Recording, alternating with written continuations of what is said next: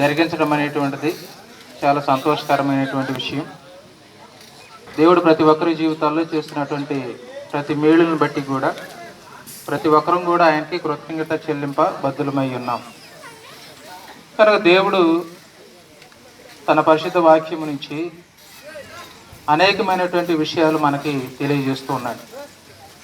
కనుక నూతన వస్త్రాల బహుకరణ బైబిల్ గ్రంథంలో మనం పరిశీలన చేసినప్పుడు దేవుడు మానవునికి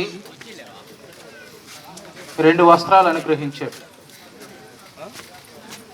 మొదట దిగంబరిగా ఉన్నప్పుడు ఏదోను వనంలో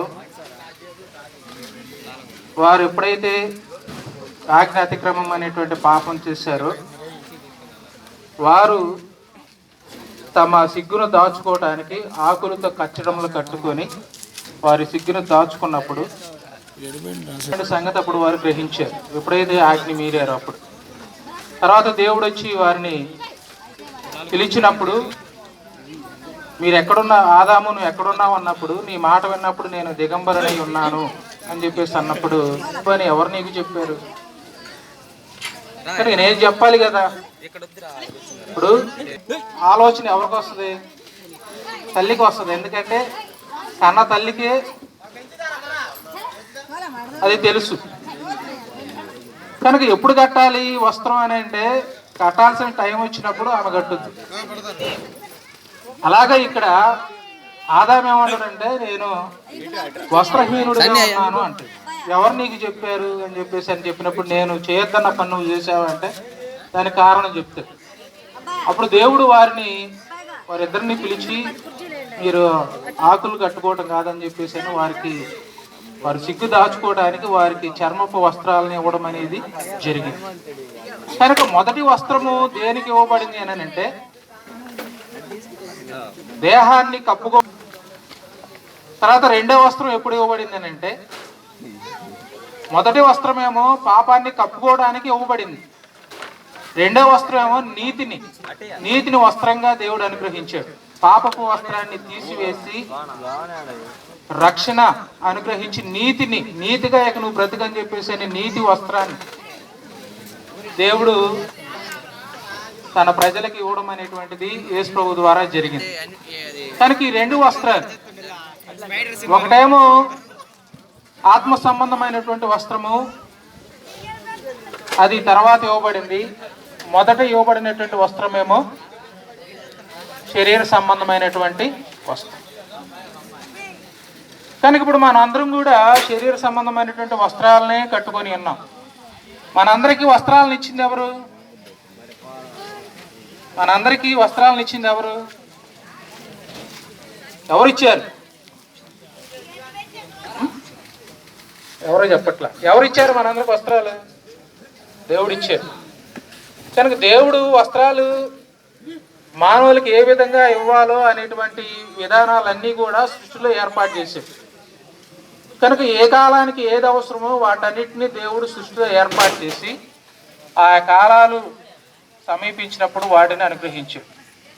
కనుక దేవుడు మనిషి వస్త్రం లేకుండా ఉండకూడదని ఆదిలోనే దేవుడు మనిషికి వస్త్రాన్ని అనుగ్రహించాడు.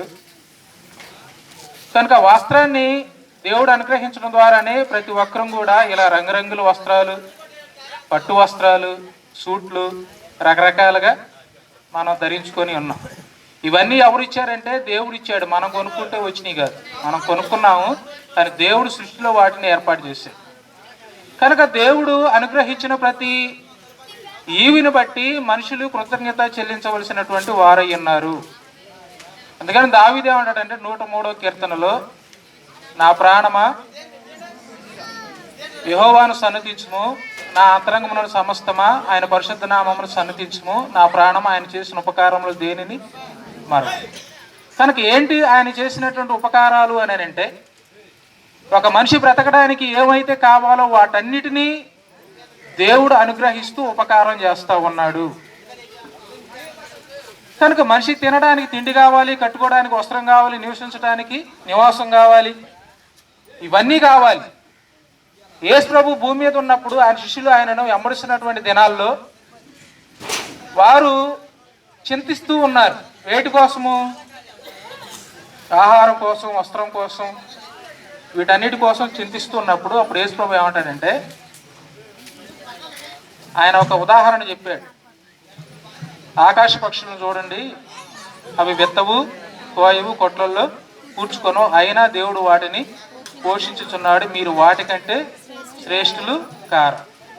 కనుక మొదట మీరు పొందవలసిందేంటి? మొదట మీరు వెతకవలసిందేంటి? మొదట మీరు అడగవలసినవి ఏంటివి?